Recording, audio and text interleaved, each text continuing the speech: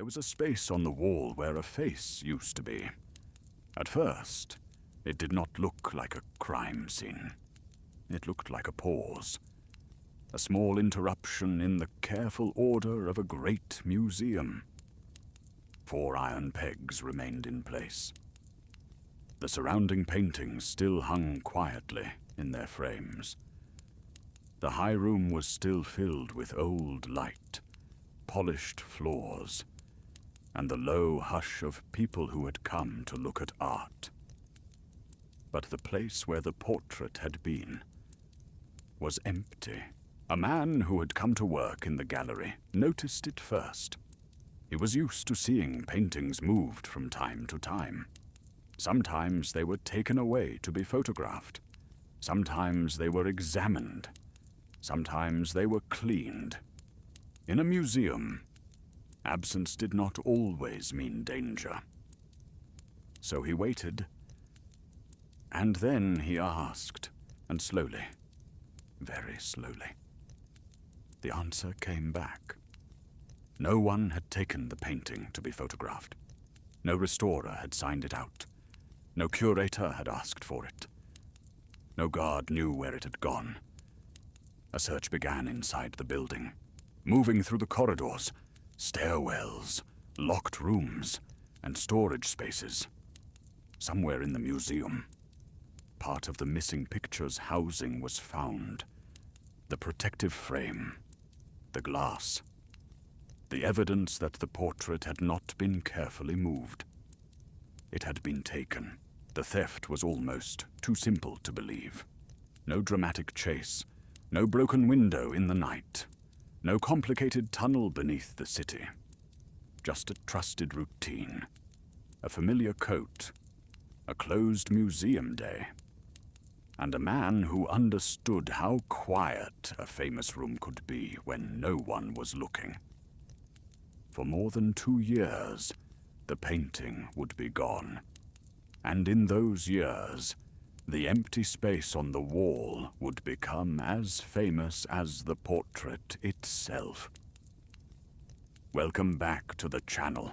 Tonight, we are settling into a quieter kind of true crime story. Not a story of violence, and not a story that needs shock to hold its shape. This is a story about art, pride, longing, misdirection, and one of the strangest thefts of the 20th century. It is the story of Vincenzo Peruggia, the Italian workman who stole the Mona Lisa from the Louvre in 1911. For a sleep-friendly telling, we will move slowly through the rooms of the story. We will begin before the theft, in Paris and in the Louvre, at a time when the painting was admired but not yet the global symbol it would become. We will meet the people around the case, including artists, museum workers, investigators, and a quiet man from northern Italy whose ordinary life crossed paths with one of the most recognizable faces in the world. As always, the narration will stay calm, respectful, and factual. There will be no graphic detail, no exaggeration, and no supernatural framing, just the steady unfolding of a documented case, told in a way that can be followed with your eyes closed. So let the room around you grow still. Let the day loosen its hold. And imagine Paris in the late summer of 1911, when a museum opened its doors and discovered that one of its quiet treasures had vanished before the Mona Lisa became the Mona Lisa of postcards, crowds, protective glass, and endless reproductions. It was a smaller, quieter presence in the Louvre. It was respected, certainly. It was admired by artists, scholars, and visitors who knew what they were seeing. But it was not yet the single image that millions of people around the world could recognize instantly. It was not yet the painting People traveled across oceans to glimpse for a few seconds through a crowd. It was one masterpiece among many in a museum overflowing with masterpieces. The portrait itself was modest in scale. It was not a vast canvas meant to dominate a hall. Leonardo da Vinci had painted it on a wooden panel. The sitter was traditionally identified as Lisa Gherardini, the wife of Francesco del Giocondo, a Florentine silk merchant. In Italian, the painting became known as La Gioconda. In French, La Joconde. In English, the Mona Lisa. By 1911, it belonged to France's national collection and hung in the Louvre's Salon Carré, a room that held some of the museum's most admired works. Visitors passed beneath high ceilings and looked from one painting to another. They did not yet gather in the kind of dense, patient crowds that would become familiar in later generations. The Louvre itself was a world of stone, staircases, offices, galleries, workshops, and service passages. It was both grand and practical. Behind the rooms open to visitors were the routes used by workers, guards, framers, glaziers, cleaners, and museum staff. In those behind-the-scenes areas, the famous museum became a workplace. People carried tools, doors opened early. Men in white work smocks came and went. Security existed, but it was not the security of later museums with cameras, sensors, controlled barriers, and constant monitoring. The early 20th century Louvre depended heavily on routine, on recognition, and on the assumption that certain things were too famous, too visible, or too difficult to steal. That assumption mattered.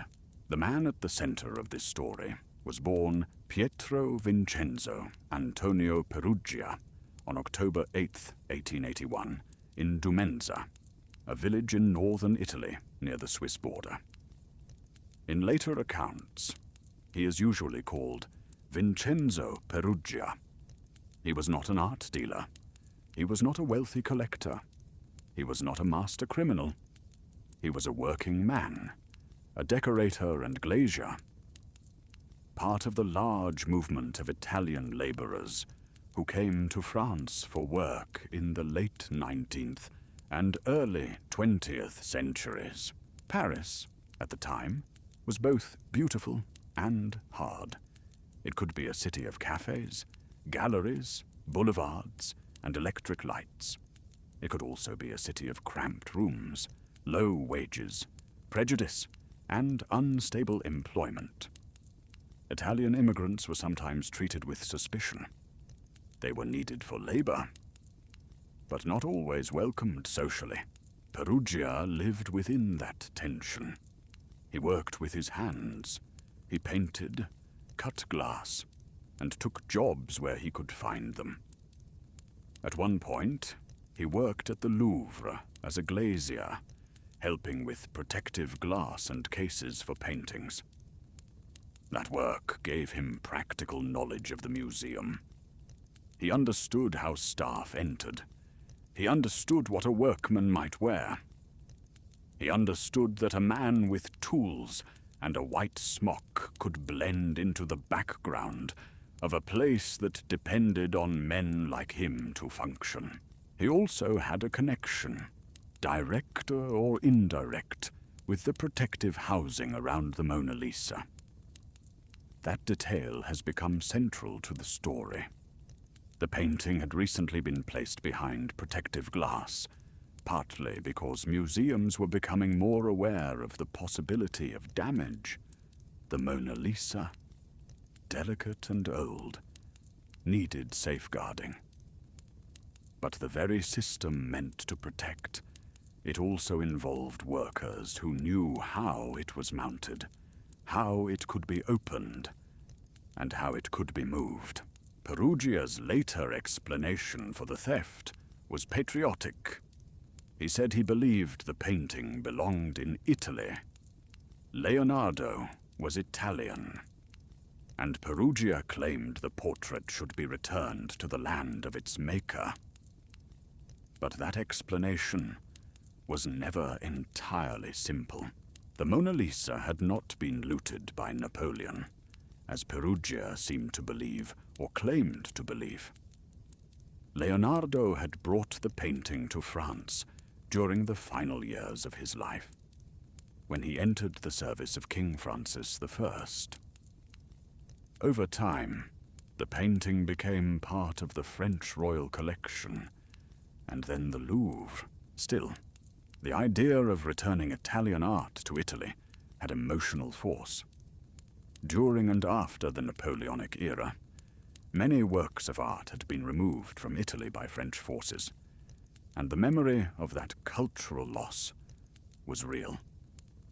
Peruggia's belief may have been confused, but it touched a genuine historical wound. There may also have been a financial motive. When Peruggia eventually resurfaced with the painting, he did not simply leave it at the door of an Italian museum. He contacted an art dealer. He expected a reward. Some later theories suggested that others may have encouraged or benefited from the theft, including stories about forged copies and a supposed mastermind named Edoardo de Valfierno. But those claims remain disputed and are not proven in the same way as Peruggia's own role. So, the man in this story remains oddly small beside the painting he stole. He was not a legend before the crime. He was not even a famous thief afterward in the way people might expect. He was a worker with a grievance, perhaps a dream of recognition, perhaps a hope of money, perhaps a confused sense of patriotic purpose, and perhaps all of those things at once. The other characters enter slowly. There was Louis Béroux, a French painter who came to the Louvre on the morning after the theft to work from the galleries. He expected to see the portrait in its place. There were the guards, whose first assumption was that the painting had been moved for official reasons. There were police investigators, including men trained in the new methods of identification that were developing at the time. Fingerprints, mug shots, measurements, files, and archives were becoming part of modern policing.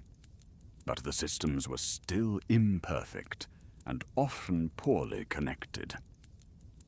There were journalists who quickly realized that a missing masterpiece could sell newspapers around the world. There were suspects who were not guilty of this crime, including the poet Guillaume Apollinaire and the painter Pablo Picasso, drawn into the investigation through an earlier theft of small objects from the Louvre. And there was the public. The public may be the most important character of all, because once the painting was gone, people began to imagine it. They imagined where it might be. They imagined who might have taken it. They imagined hidden collectors, secret rooms, international plots, anarchists, rival nations, lovers of art driven mad by beauty, and thieves too clever to be caught. The empty place on the wall gave people more room to dream than the painting itself ever had. The Mona Lisa had been admired, but once it vanished, it became myth. The theft took place on Monday, August 21st, 1911. The Louvre was closed to the public that day. A closed museum is not silent, exactly. It has a different kind of life. Workers come in. Cleaners move through rooms. Staff handle tasks that cannot be done easily when visitors are present. In that atmosphere, a man who looked like a worker did not seem strange. Peruggia later said that he entered the Louvre in the morning, around 7 o'clock, through a door used by employees. He wore the white smock of a museum workman. Such clothing gave him a kind of invisibility, not because no one could see him, but because everyone knew what they thought they were seeing. A worker, a man with a task, someone who belonged there. Other versions of the story say he may have hidden in the museum overnight, entering on Sunday and emerging Monday morning. That detail has been repeated often, but the essential shape remains the same. Peruggia used the routines of the building against itself. He understood when the galleries would be quiet. He understood how little attention a familiar uniform could attract. The Mona Lisa hung in the Salon Carré. In that room, surrounded by other paintings, the portrait was fixed to the wall. It had protective housing. It had a frame and glass. It was not simply loose, waiting to be carried away. But it was also far from impossible to remove for someone who understood its mounting. Peruggia waited until the room was empty. Then he lifted the painting from the wall. It is worth slowing down here, because the modern imagination often makes famous art feel physically enormous. But the Mona Lisa is not enormous. It is intimate. It is a portrait that invites closeness. Its power comes from expression, atmosphere, and Leonardo's delicate handling of light, not from sheer size. That practical fact helped make the theft possible. Peruggia carried the painting away from the gallery and into a service area, often described as a stairway.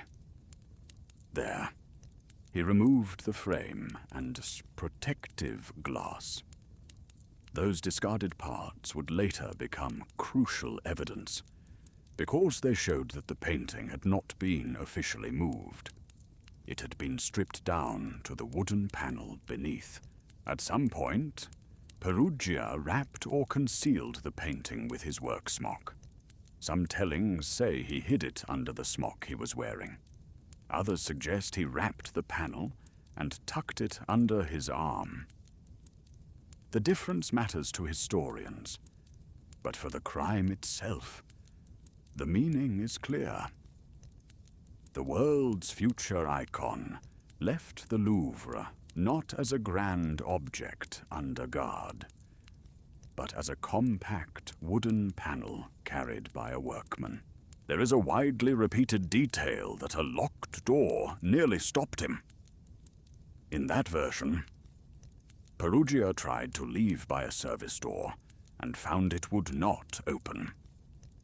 He removed a doorknob, struggled with the exit, and was helped by another worker who assumed he was simply a museum employee dealing with a faulty door.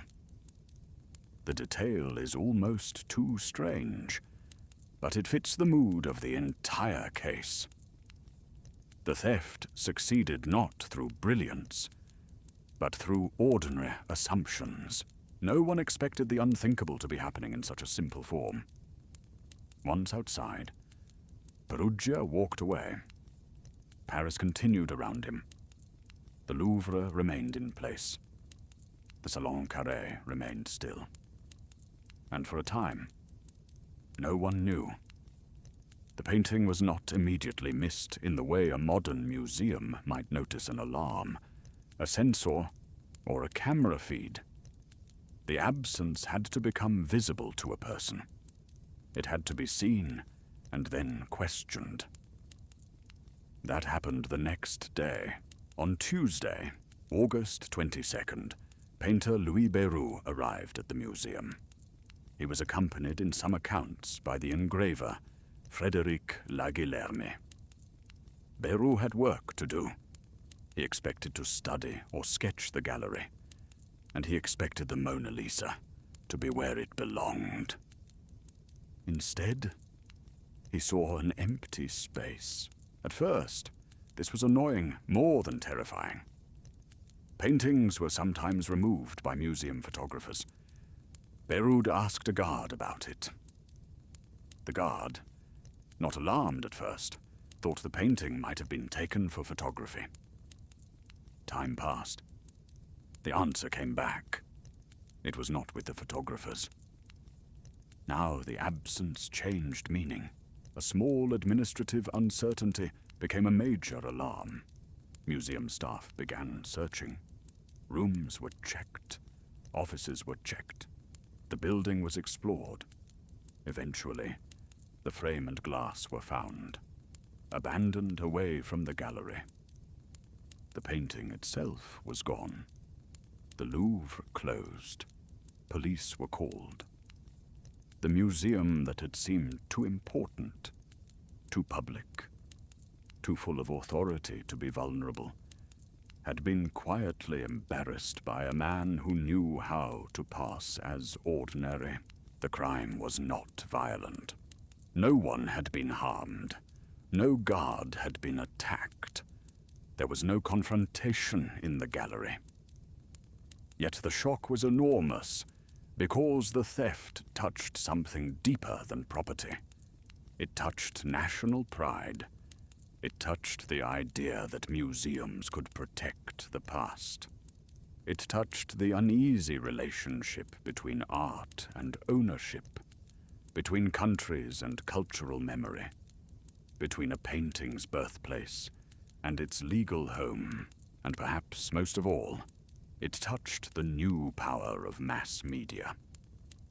Newspapers quickly understood that a missing face could travel farther than a visible one. Reports spread. The stolen portrait became an international story. People who had never stood in the Louvre now learned the name Mona Lisa. Papers printed reproductions. Some images were inaccurate. Some descriptions were romantic. But the effect was unmistakable. The painting's absence became a presence. Soon, visitors came not to see the Mona Lisa, but to see where the Mona Lisa had been.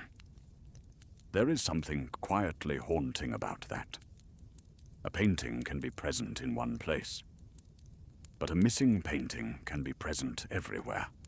It can live in speculation, rumor, memory, and imagination. It can be carried by headlines. It can become a story told at breakfast tables, in cafes, on trains, and across oceans. Peruggia, meanwhile, had taken the painting to his room. In Paris, the stolen panel was hidden in an ordinary living space. Accounts often describe it as concealed in a trunk, sometimes with a false bottom. For more than 2 years, while police searched borders, interviewed suspects, and followed false leads, the painting remained close to the city from which it had vanished. The simplicity is almost difficult to accept. People imagined international conspiracies. The answer was a room, a trunk, and a former museum worker. But no one knew that yet. Once the theft was confirmed, the investigation became both urgent and chaotic. The Louvre was searched thoroughly. Police moved through the building, examining rooms, corridors, stairways, exits, and the place where the frame and glass had been found. Staff were questioned. Workers were questioned. Guards were questioned. The museum had to reconstruct who had been inside the building, who had access, and who might have understood the painting's protective housing. In theory, that should have led quickly toward Peruggia. He had worked at the Louvre. He had experience as a glazier. He knew something about the painting's protective case. He was part of the broad category of temporary or former workers who should have drawn careful attention. But investigations do not always follow the clean lines they seem to have in hindsight. The police had many names. The Louvre had many workers. The building was large and complicated. The case was public, embarrassing, and politically charged. Pressure came from every direction. A stolen masterpiece was not just a missing object. It was a national humiliation. Investigators used methods that were modern for the time, including fingerprint evidence. A print was reportedly found on the discarded glass or frame. But early fingerprint systems were not searchable in the way modern databases are searchable. If a suspect's prints were not selected for comparison, or if records were not organized in a way that made matching practical, evidence could sit in plain sight without solving the case. Peruggia had been known to police before the theft, and his records existed. Yet the print did not bring investigators to him. This is one of the quiet ironies of the case. The new science of identification was present, but not yet fully effective. A clue existed, but the system around it was not strong enough to use it properly. Police questioned many people. They searched ships. They watched borders. They followed tips from people who claimed to have seen the painting or known the thief. Newspapers offered theories, and the public supplied imagination. Some people believed the painting had been stolen by a foreign collector who wanted it hidden in a private room. Others imagined political motives. Some suggested that modern artists, hostile to old traditions, might have staged the theft.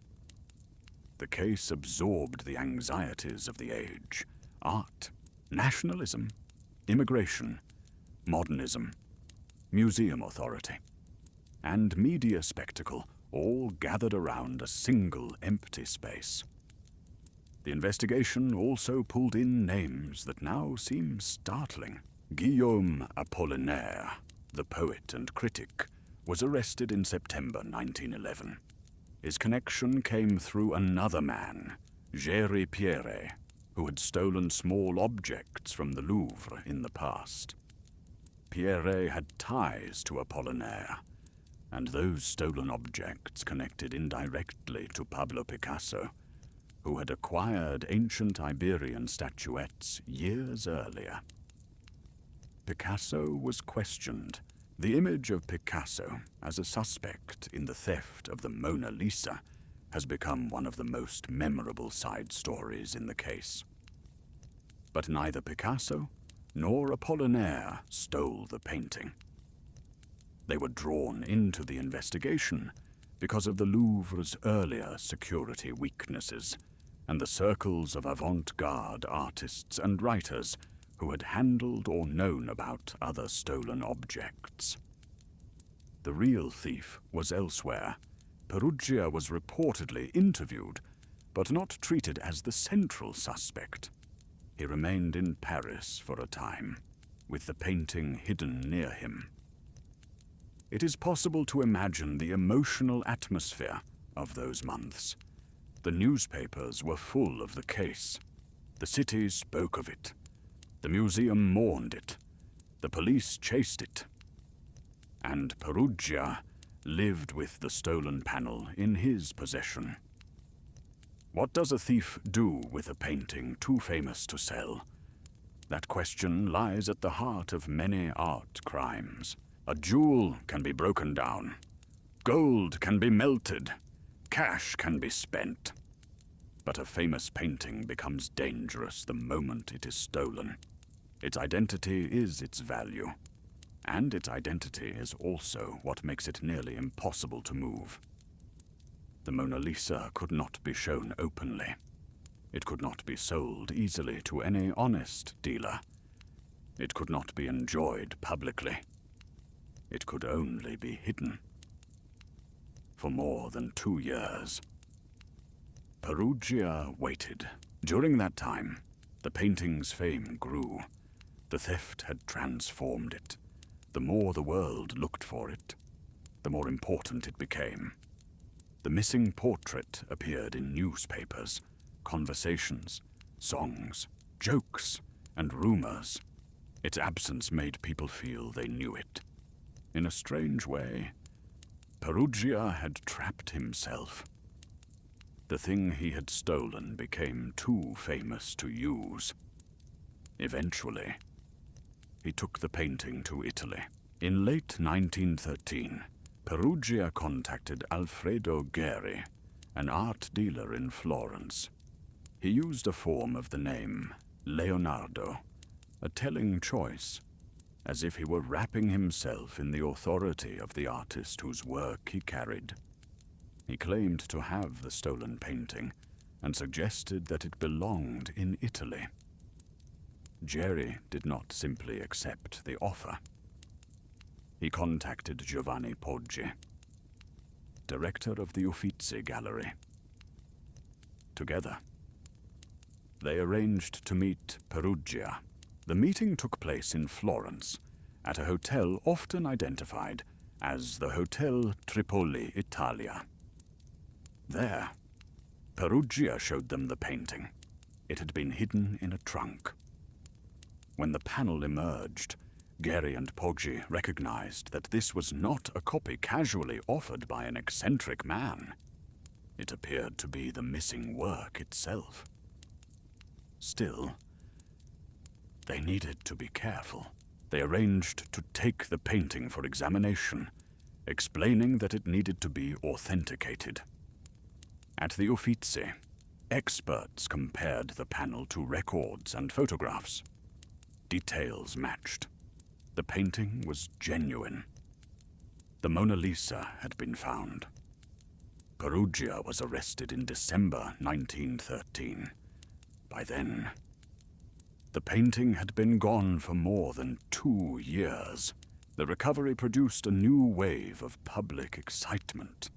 In Italy, many people reacted with pride, not because the theft was legal, but because Peruggia's stated motive sounded patriotic. The painting was displayed briefly in Italy before being returned to France.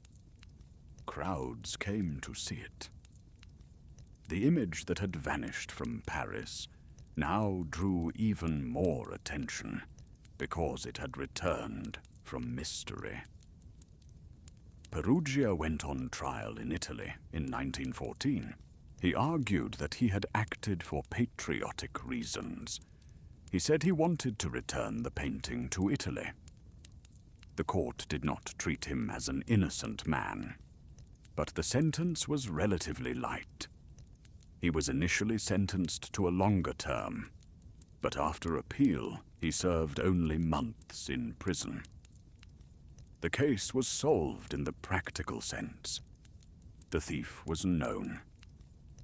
The painting was recovered. The museum restored its treasure. But the deeper questions remained less settled. Was Peruggia truly motivated by patriotism?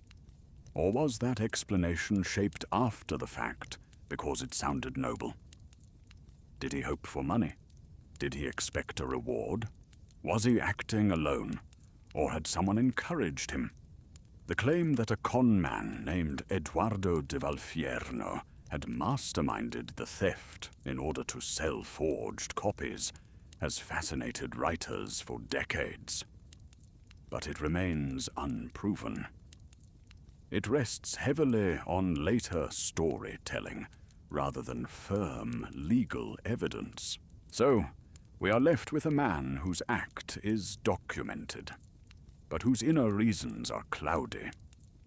That is common in true crime. A solved case can still contain mystery. Not mystery about what happened, but mystery about why a person crossed the line when he did. In Peruggia's case, the possible reasons overlap. He may have felt humiliated as an immigrant worker in France. He may have absorbed stories about Italian art taken by foreign powers. He may have wanted money. He may have wanted recognition. He may have told himself a patriotic story because it made the theft feel honorable. He may have believed parts of that story sincerely.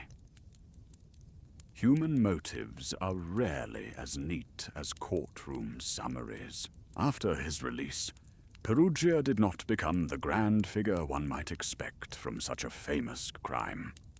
He served in the Italian army during the First World War. Later, he returned to France and lived under his birth name, Pietro Peruggia. He married, had a daughter, and continued working as a painter and decorator. He died in 1925 on his 44th birthday. His life ended quietly. The painting did not. The Mona Lisa returned to the Louvre and became, over time, the most famous painting in the world. It survived wars, relocations, attacks, crowds, cameras, reproductions, jokes, advertisements, academic studies, and endless fascination. Its theft became part of its aura, almost inseparable from the smile itself. Before 1911, the Mona Lisa was a masterpiece. After 1911, it was a legend, and that transformation was not planned by a curator, a critic, or a king. It was set in motion by a workman in a white smock who walked out of a museum with a painting under his arm. There are crimes that become famous because they are complex. This one became famous because it was simple. A man entered a museum where he had worked. He wore clothing that made him look ordinary. He waited for a quiet room. He lifted a painting from a wall. He removed the parts that made it harder to carry. And then he walked away. For more than 2 years, the world looked in the wrong places. That is one of the lingering lessons of the case. People often expect historic crimes to have historic shapes. They expect great objects to be taken by great criminals. They expect a masterpiece to require a master plan. But sometimes the impossible happens because everyone assumes it cannot. The Louvre was not empty of intelligence. The police were not empty of effort. The public was not empty of attention. And still, the answer remained hidden in an ordinary room. The case also reminds us that fame is not only created by beauty. Sometimes fame is created by loss. When the portrait hung peacefully in the Salon Carré, many visitors passed it by. When it disappeared, the world turned toward it. The missing picture became an invitation to imagine. People filled the absence with stories. They projected desire, nationalism, romance, suspicion, and wonder onto a wooden panel they could not see. By stealing the Mona Lisa, Peruggia helped create the very fame that made the painting impossible for him to sell. He took an object, he made an icon, and then the icon trapped him. There is a sadness in Peruggia's story, too. Not sympathy for the crime itself, which was a theft from a public collection, but sadness for the smallness of the life behind the enormous headline. He was not a brilliant phantom. He was a man with tools, grievances, confusion, and hopes that did not hold together. He became briefly visible because he took something far more visible than himself. In the end, the painting returned to the wall. The empty space closed. visitors came again, but the room was never quite the same. The theft had changed what people saw when they looked at the portrait. They were no longer only looking at Leonardo's technique, or Lisa Gherardini's expression, or the distant landscape behind her. They were also looking at the story of disappearance and return. They were looking at the day the wall went blank. They were looking at the gap between protection and vulnerability. They were looking at the strange fact that a quiet theft could alter the cultural memory of the world. Today, when crowds gather before the Mona Lisa, most are separated from it by distance, glass, barriers, and the raised phones of other visitors. The painting is safer now, and also harder to see intimately. Its fame surrounds it like another frame. Somewhere inside that fame is Vincenzo Peruggia, a name many people forget. A man who could not keep what he stole, a thief who misunderstood the history of the painting, misjudged the future of the painting, and accidentally helped make it immortal. The portrait's smile remains. The thief is gone, and the empty place on the wall, though filled long ago, still echoes quietly in the story. Thank you for spending this quiet hour with this true story. Tonight's case was the theft of the Mona Lisa by Vincenzo Peruggia. A crime without violence, but not without consequence. It changed museum security, shaped public imagination, and helped transform a Renaissance portrait into one of the most recognized images in the world. As you rest, let the story settle gently. A closed gallery, a missing portrait, a hidden trunk, a city searching, and a painting that returned, carrying with it a new and lasting shadow. Sleep well, and take care.